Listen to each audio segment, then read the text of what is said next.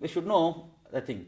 Now people think it is Dr. Babu Rajendra Prasad, the chairman of the Constituent Assembly. True, but the first assembly was chaired by Mr. Sachidanand Sinha, Dr. Sachidanand Sinha, as a former vice chancellor of Kolkata University. He's a great, eminent academician, intellectual. Of course, he was the vice president of the. Another gentleman. Okay, Sachidananda Sinha, he presided over the assembly.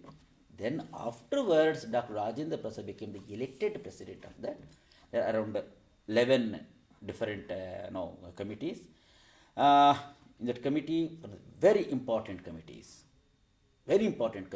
is drafting committee, which was chaired by Dr. B.R. Ambedkar, known to be one of the greatest intellectuals of the 20th century. One of the greatest brains, legal brains of the 20th century. His contribution towards drafting or formation, or whatever it is, towards the Constitution of India, we cannot afford to forget it at all. A great contribution. However, the other persons, like Rajendra Prasad, Sapru, in addition to it, we cannot forget B.N. Rao, Benegal Narasimha Rao, popular known as B.N. Rao. He was the advisor to the Constituent Assembly, and it is he who drafted the original thing. Fine. Again, this is the Constitution. It was signed on 26th for 1949 itself. 1949 itself. In 26th November 1949, again the Constituent Assembly met the last meeting on 24th of January 1956, and this Constitution came into being on 26th of January 1950. Even today, we celebrate that as a Republic Day. It is on that day we got to declare ourselves as sovereign republic. Sovereign republic. So the two important elements of any independent constitution. Of course, till 47 we were under the rule of British, and we got our constitution in 1950. For these 3 years, what was the status? Of course, there are divergent opinions on that. Then can we say India is not sovereign then? But I am of the opinion that India was sovereign even then, but we officially declared ourselves as a sovereign in 1954. This is the brief history of so far as the constitutional development is concerned.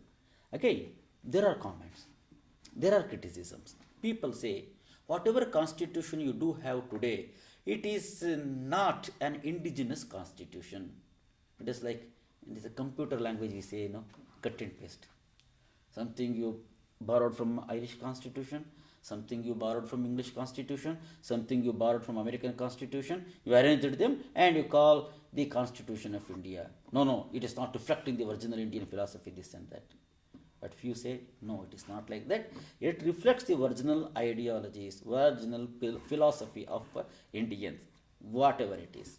I am of the opinion that if you read the provisions of the Constitution, spirit of the Constitution, we find the basic human values.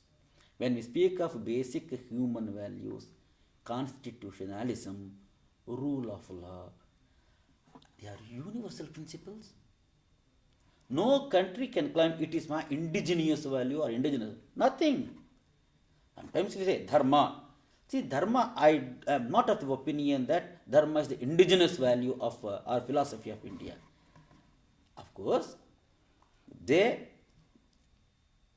asked the people to follow dharma. They developed dharma. But we cannot claim it is our creation, whatever it is.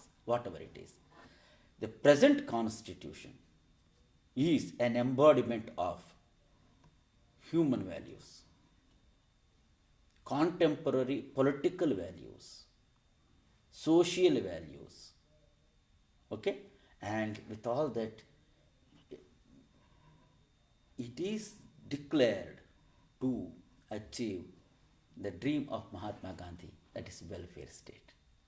When we say welfare state, Yes, even the lost person in the society shall get due recognition, justice. That is the thing. That is the thing. That is Ramarajya. When you say Ramarajya, people may again start, interpreting it in a different thing. Ramarajya in not in a religious sense. Ramarajya means welfare state where everyone gets his or her due. That is justice. Well, uh, it is known for its unique qualities. Like it is one of the largest, bulkiest constitutions of the world. The original constitution, 396 articles.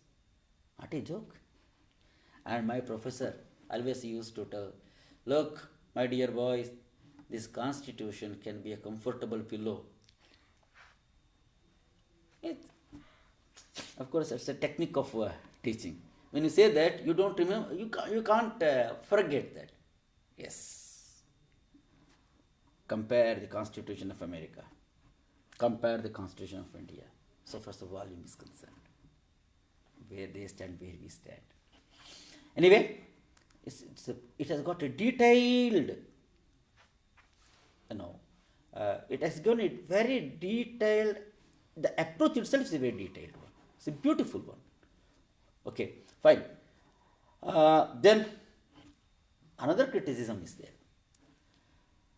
What we call the fathers of the Constitution, majority of them, they all got educated in UK.